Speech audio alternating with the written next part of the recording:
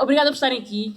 É uma grande festa em Coimbra e é a primeira de muitas, de uma campanha que queremos que seja muito diferente. Uma campanha de festa, de alegria, de encontro, uma campanha em que queremos ir bater a todas as portas, falar com toda a gente, uma campanha diferente para podermos dizer aquilo que conta e podermos ouvir sobre aquilo que conta e aquilo que é importante para a vida das pessoas. Muito obrigada por estarem aqui, obrigada Miguel Cardina por me teres entregue este voto e este cravo que iremos levar para a Assembleia da República.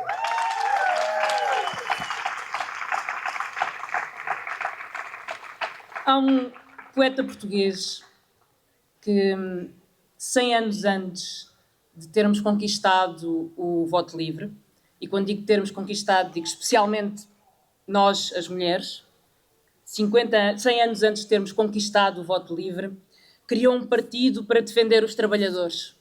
Esse poeta escrevia: não disputeis, curvado o corpo todo, as migalhas da mesa, e erguei-vos e tomai o lugar à mesa. Certamente saberão de quem falo. José Manuel Pureza já está a dizer que sim, não sabemos se não, mas pelo menos quer ficar na figura como sendo a pessoa culta que toda a gente sabe que é. Antero de Cantal. E o que é que fez o 25 de Abril? O que foi o 25 de Abril que não dar o lugar à mesa ao povo que era o lugar que merecia? O que foi o 25 de Abril se não um povo a disputar a mesa quando só tinha migalhas? Quando só lhe queriam dar migalhas? Um povo que teve a coragem de dizer: não queremos ser carne para canhão, não vamos lutar pelas vossas guerras, não vamos lutar pelas vossas posses, não vamos lutar pelo vosso colonialismo. Um povo que se atreveu a dizer que não mais iria passar fome para encher as mesas dos palácios onde comia uma minoria, uma oligarquia que deixava milhares, milhões a passar à fome sem saber ler nem escrever. O 25 de Abril foi a revolta, sim. Foi uma revolta contra uma oligarquia. Foi a revolta contra uma oligarquia rentista que parasitou o país, que parasitou o povo, que parasitou o Estado, que parasitou as colónias, as ex-colónias, que lutaram pela sua libertação. E também por isso, o SNS, a escola pública, os serviços públicos, o sistema de proteção social não são bondade. Não foram dados por bondade, não foram dados por caridade. O SNS, a escola pública, a segurança social, são um povo a reclamar o que é seu. Direito ao hospital, direito à educação, direito a um salário digno, direito a uma reforma depois de uma vida de trabalho, direito a um subsídio de desemprego para o qual descontou. É um povo a reclamar o seu lugar à mesa. E desde então, desde que o povo conseguiu e soube tomar o lugar à mesa no 25 de Abril, que há uma oligarquia que se reconstituiu, entretanto, e cujo projeto é tirar-nos da mesa e abocanhar o Estado Social. O projeto da oligarquia é abocanhar a escola e a proteção social, porque sabem que é a escola e a proteção social que dão o poder ao povo contra quem os quer explorar. O projeto da oligarquia é abocanhar os hospitais e as pensões, porque querem fazer daquilo que é de todos e construímos para nós a sua fonte de negócio e a sua fonte de lucro. O projeto da oligarquia é pôr alguém a pagar para que eles possam sempre pagar menos impostos e ficar sempre com mais riqueza concentrada que acumulam com os hospitais, com as pensões, com aquilo que é de todos. 50 anos depois do 25 de Abril, nunca a oligarquia teve tanto poder como tem hoje. Nunca uma pequena oligarquia controlou tanto das nossas vidas. Olhem à volta, eles estão em todo lado. A oligarquia está em todo lado. São os donos das casas onde vivemos, na maior parte dos casos, ou da dívida que temos ao banco, também numa grande parte dos casos. São os donos dos hospitais, são os donos do espaço e dos satélites que andam no espaço. São os donos da energia, são os donos da informação, são os donos da comunicação, são os donos da política, querem também ser donos dos nossos sonhos e dos nossos desejos. E por isso dizem, olha, podes ser como eu. Não é o que diz o Elon Musk, não é o que diz o Zuckerberg, não é o que diz o Bezos, os 3 homens mais ricos do mundo. Não olham para cada um de vocês e dizem, olha, podes ser como eu. E como tu podes ser como eu, baixa-me os impostos. Porque pode ser que um dia chegues lá e também vais querer pagar poucos impostos. E assim impõem quem ganha 1000 euros a defender a baixa dos impostos, que serve para quem ganha 1000 milhões. E tu que defendeste o Zuckerberg e o Elon Musk, vais ganhar 10 euros ao final do ano com essa baixa de impostos. Vais ganhar 50 euros no final do ano com essa baixa de impostos. E ele vai ganhar 500 milhões, que é o que vai usar para comprar o teu hospital, é o que vai usar para comprar as tuas pensões, a tua vida, para tirar o salário e para acumular poder. O Elon Musk, que é o principal ministro de Donald Trump, tem uma fortuna acumulada através de contratos com o Estado, sobretudo, através do parasitismo da rede social que comprou, que é maior que o PIB português. É maior do que a economia portuguesa. Um homem tem uma fortuna que vale um país da Europa. Vale muitos países de África. Mas não é só na economia mundial que nós vemos esta concentração de riqueza. Nós vemos-la também em Portugal. Já a víamos antes do 25 de Abril e estamos a vê-la agora também. As 50 famílias mais ricas de Portugal têm 46 mil milhões de euros. E eu sei que a seguir a uns quantos milhões de euros ninguém sabe muito bem o que é que são 16 mil milhões de euros, ou 16 milhões, ou 160 milhões. É tudo muito. É mesmo muito. 16 mil milhões de euros são 17% da economia portuguesa. 17% de toda a riqueza que vocês produzem, que toda a gente produz, está nas mãos de 50 famílias em Portugal. Há 5% das pessoas em Portugal, 5%, que têm metade de toda a riqueza que é produzida no país. Está concentrada em 5% da população. O número de milionários em Portugal tem vindo a aumentar cada vez mais. A banca, no último ano, lucrou 5 mil milhões de euros. Os maiores bancos. Esses lucros vão para alguém. Estes lucros não são distribuídos por toda a gente. E nós devemos perguntar porquê. Como é que é possível que 5% da população tenha metade da riqueza que nós produzimos? Como é que é possível que 5 bancos lucrem 5 mil milhões de euros, quando tu nem ganhas 1000 euros para pagar a renda? Como é que é possível que o número de milionários em Portugal continue a aumentar? Achas mesmo que os lucros do banco não têm nada a ver com o esforço que tu tiveste e tens para pagar a prestação todos os meses? Achas mesmo? Achas mesmo que a conta da luz que te faz passar frio no inverno não tem nada a ver com os lucros das empresas de energia que ganham milhares de milhões de euros a cada ano? Achas mesmo que os 1000 euros que levas ao final do mês não têm nada a ver com os 5% mais ricos, que são donos de mais de 50% da riqueza? Achas mesmo que a casa que não consegues comprar ou que não consegues alugar não tem nada a ver com os fundos de investimento que declararam lucros recorde sem pagar impostos no ano passado? Achas mesmo que a fila de espera do hospital não tem nada a ver com o poder dos grupos privados da saúde e do negócio da saúde? Achas mesmo?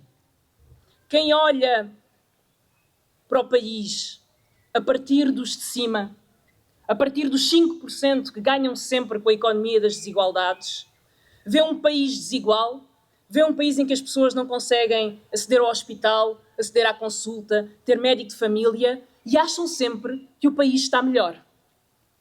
Foi o caso de Luís Montenegro ainda hoje, que conseguiu dizer que acha que o SNS está melhor hoje do que estava há um ano. Achas mesmo que o SNS está melhor? Achas mesmo que a consulta é mais fácil, que a cirurgia é mais fácil, que esperas menos tempo? Achas mesmo que isso não tem nada a ver com os recursos que estão a ser drenados do SNS para o privado, para alimentar os lucros do privado todos os dias? Achas mesmo que isso não tem nada a ver com o grupo que o PSD pôs dentro do SNS para saquear o SNS e entregar partes ao privado para fazerem mais e mais e mais lucro, mais e mais e mais negócio? Achas mesmo que eles não querem sentar-se à mesa e deixar de ficar com as migalhas? Há 900 mil trabalhadores em Portugal que são pobres. Trabalham de dia até à noite, que saem de manhã, que deixam os filhos sozinhos, que não têm dinheiro para pagar a creche, que trabalham de dia até à noite e não conseguem sair da pobreza, que não conseguem que o salário dê para pagar as coisas mais básicas da vida, que é a casa, que é o sítio onde podemos ser felizes e queremos ser felizes, o nosso espaço, e não, isto não é um anúncio ao IKEA, que é ter saúde, ter tempo para viver, poder ir, sim, de férias. Cada vez menos é possível ir de férias em Portugal.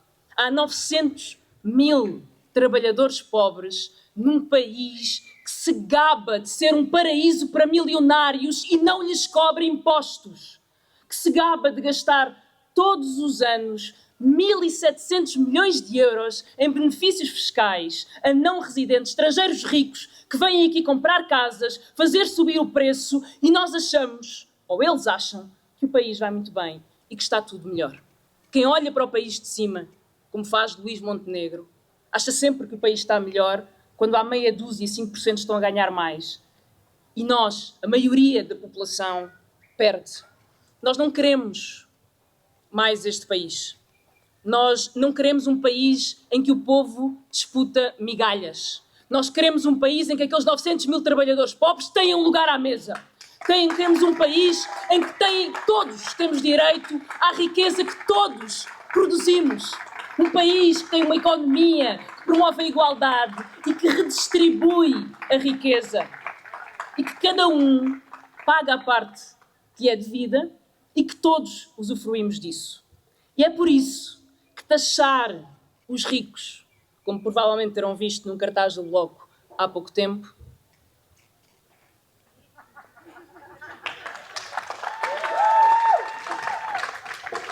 é por isso que taxar os ricos é tão importante. E é por isso que o Bloco fez de taxar os ricos um tema de campanha e uma proposta de campanha. E eu queria dizer-vos em 2 segundos o que é que significa para nós um rico. De acordo com a proposta que apresentamos, um rico tem uma fortuna de 3 milhões de euros. 3 milhões. Não haverá, para o Elon Musk, não é muito, nós sabemos, não haverá quem diga que 3 milhões de euros.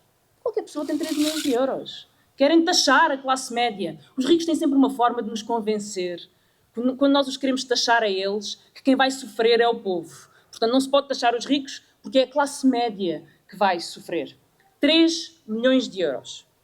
3 milhões de euros são 250 anos de salário mínimo nacional, que é o que ganha uma boa parte dos trabalhadores em Portugal.